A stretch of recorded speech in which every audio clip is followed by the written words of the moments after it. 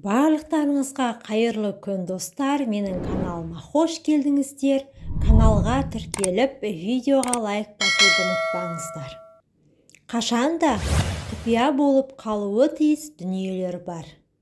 Егер олар жайында айналадағыларға құлақтар етсеңіз, қиындыққа тап болуыңыз мүмкін. Міндетті түрде ішіңізде бұғып, ел құлағына ілінбеуі тиіс дүниелер тізімін ұсынамын. Айтылмауға тиісті бірінші құпия – келешекке құрған маңызды жоспарларыңыз. Жоспар толыққанды орындалмайынша, ол туралы ешкімге тіс жармау керек. Адамның кез келген ойы бастапқыда әлжуаз болып тұрады. Кез келген жерінен ілтипан тауып, ізгі ойды ойсырата алуға болады. Қол жеткізуді көздеген мақсат жоспарларыңыз жайлы ешкімге тіс жармаңыз. Әбден жүзеге асырғанша құпия ұстағаныңыз абзал. Көлемді мақсат жоспарларыңыздың әлсіз, толық ойластырылмаған тұстары болуы қашанда заңды. Егер ойға алған жоспарыңыз туралы әлдекімге айтсаңыз, ол кемшіл тұстарын тізбелеуі мүмкін. Нәтижесінде көңіліңіз қайтып, жігеріңіз құм болады. Ол мақсатыңызға жетуге кедергі жасайды. Екінші құпия – қайырымды істер туралы ешкімге айтпау. Қайырымды іс жер бетінде сирек кездесетін құбылыс. Сондықтан оны көздің қарашығындай сақтау керек. Өзіңізді жақсылық жасағаныңыз үшін асыра мақтамаңыз. Мақтау адамды тәкаппарлыққа тез ұрындырады. Қайырымды, жомарт, қайырлы істер де құпия болып, өзіңізбен жаратушы арасында ғана қалғаны жақсы. Мұндай істер атақ, абырой, жақсы атқа иелену үшін жасалмайды. Егер өзіңізді мақтар болсаңыз, бойыңызда тәкаппарлық оты маздай түседі. Ал бәрібір де игі әрекеттеріңіз жайында өзгелердің хабардар болғанын қаласаңыз, мұндай әрекетке итермелеген не нәрсе екенін сана сарабынан өткізгеніңіз жөн. Бәлкім, мәселе жаңашылық пен мейірімділікті емес, қошемет сөздерін естуді қалағаныңызда болар.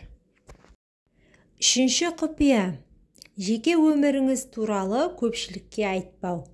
Ұйқы, тамақ, күлкіге қатысты шектеулеріңізді ешкімнің білмегені жөн. Тәннің шектеуі көңілдің тақуалығымен үйлессе ғана пайдалы. Ешқашан жеке өміріңізді бүге-шүгесіне дейін сөз етпеңіз. Ұстанған ем-дәміңіз, таңмен таласып ерте тұруды қалай үйренгеніңіз жайлы айтып, мақтанудың қажеті жоқ. Нәпсіңізді ауыздықтап, иманыңызды арттырып, рухани тыныштық тапқаныңыз жөнінде де сөз етпеңіз. Егер мұндай жеке дүниелермен бөліссеңіз, рухани кемелдігіңіз мән-мағынасын жояды. Нағыз рухани тепе-теңдік мақтанға емес, үйлесімділікке мұқтаж. Төртінші құпия – жасаған ерлік, батырлық туралы үндемеу. Әр адам күнделікті сан алуан оқиғаларды бастан кешіреді. Біреу білектің күшімен жеңіп жатса, біреудің ақылы асады. Күшпен жеңген адамның ерлігі тез бағаланады. Ішкі арпалысты ешкім байқай бермейді. Сондықтан ол үшін ешкім марапат бермейді. Өжеттік, ерлік танытқан сәттеріңіз жөнінде де тіс жармағаныңыз абзал. Барлығымызда өмірде түрлі жағдай, түрлі сынаққа тап болып жатамыз. Жетістіктеріміздің барлығы өз кезегінде жемісін, марапатын алады. Алайда, оның қашан, қайда боларын шешетін сіз емес. Сондықтан өзгелер алдында жасаған ерлігіңізбен мақтану жөнсіз. Бесінші құпия – дүниенің беймәлім тұстары. Өмір мен өлім жайлы өз пайымыңызбен бөліспегеніңіз жақсы. Ол ақиқат емес, тек сіздің жеке пікіріңіз ғана. Сондықтан дүниенің көретін, көрінбейтін тұстары жөнінде сөз етіп, білгішсіну артықтық. Мұндай әрекетіңіз арқылы өзгелерге менмен тәкаппар көрінесіз. 6-шы құпия – үйдегі ұрыс-керіс пен отбасылық өмір туралы үндемеу. Есіңізде болсын, отбасындағы ұрыс туралы неғұрлым аз айтсаңыз, оның ынтымағы берік бола түседі. Ұрыс араласу барысында жиналып қалған зиянды қуат.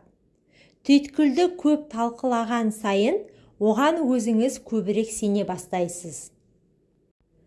Отбасында болып жатқан қиындықтар жайлы мүлде сөз етпеуге тырысыңыз. Ол отбасыңызды мығым етеді. Қиындықтың барлығын жанұяңызда ғана талқылануы тиіс. Және табалдырықтан әрі қарай шықпағаны жөн. Айналадағы адамдарға шағымданып, налыған сайын қиындықты еңсеру де қиынырақ болады. 7-ші құпия – өзгелердің жағымсыз мінез-құлқы, әрекеті туралы айтпаңыз. Өзгелерден қателігін мінеп сынаудан бойыңызды да, ойыңызды да аулақ ұстаңыз.